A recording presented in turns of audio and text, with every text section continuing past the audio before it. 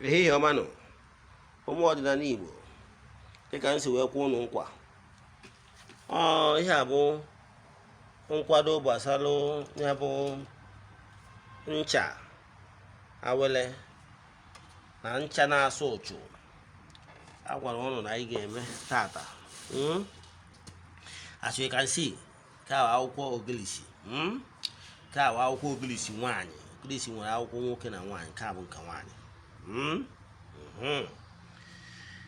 Nke a bụ ụmụ ihe dịgasị na ya. Efere ya achọrọ ka ngosi ya gị. Efere ya ahịfịa dị ebe ọ ahịfịa ka ọ wụgwọ flawa. Ị na-anya ya afọ obere flawa ya ụfọdụ ị ga ya afọ gbagọ nke obere. Nke a bụ green leaf, organic green leaves. Emisiri ahịhịa dị iche iche ma enwere ike ịkpọsịba aha. Organic green leaves all contain about 5 different leaves and flowers. For the powderized already. Mabozi afia ofu ihe contain n'ime. So ni ha get na ya bụ leaf a. Ncha iso n'ime. Ncha na-acha ụchụ, na-asachapụ ụchụ.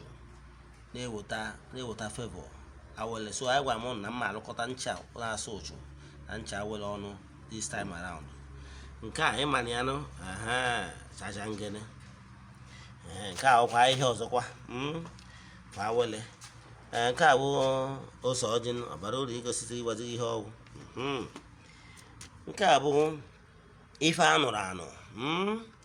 Ọnya dị ya, ọtụ ihe dị iche iche dị n'ime ya, ma ekwe ma many things dị n'ime ya. Nke a bụ honey, pure original pure honey. Ọnya dị n'ime ya. Nke a bụ ihe anụrụ anụ. Ọtụtụ ihe dị iche iche, flawa na mgbọrọgwụ dị iche iche dị n'ime ya. Efere anụ gị ya anọ. So ihe a na-anya bụ ncha. Dịka m gwara ụnụ na ncha anyị na-eme ụkwa organic soap. Nke a bụ the raw material. Efere the natural native soap. Ya nke a bụzi ngwongwo dị iche iche. Nke a bụ sulfur. Nke a bụ n'ime enwegasịrị ndị nwere ike ịkpọwasịzi afa dị iche iche. Efosịrị ya? Efosịrị ya? Efosịrị ya? Then ha nwekwalụ flower. Nke a ịmana ya nụ. 6 flower ọ dị na ya. Ịmanụ nke a ọ dị ya. Anyị mesizie nke a ọkọpụ a. Efere a this big size onye ọka iji agbụ ya ege ya. Maka ndị na-eme ọ dị ya gasị, ma ndị a ga-ese ndị na Nigeria, ma ndị a ga-ese dị outside Nigeria. Ọkọpụ ka iji akọ ewu a plate of the soap. Ọ bụrụ na anyị mesizie ya, anyị emekwara ụnụ nke powder. Nke powder ya bụ nke powder, ihe anụrụ anụ. Ọnya ka anyị na-eme isi with powder ndị a. Emesizie ya ọnya nwa nke ya dị na ụmụ mkpa gasị efu nwesị cover. You can see it. Nke nwere cover mkpọrọ edewo nke a na-etinye na nkwụ ọkụ wee na-aṅụ. Mana nke ya dị na mkpọ wee green cover.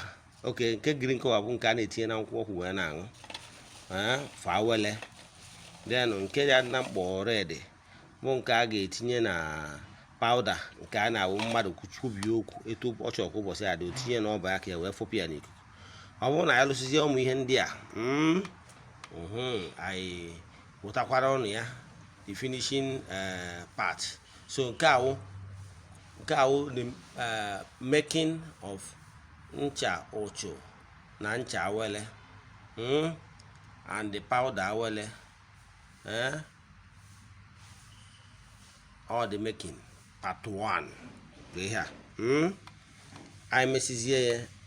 Mgbe anyị produce ya, anyị gomekwa zero the video of the finishing product. Part 2. Nke a ga-ahụ part 2. Aka mbụkwa onye nke gị Ugochi tubelu Oraifite.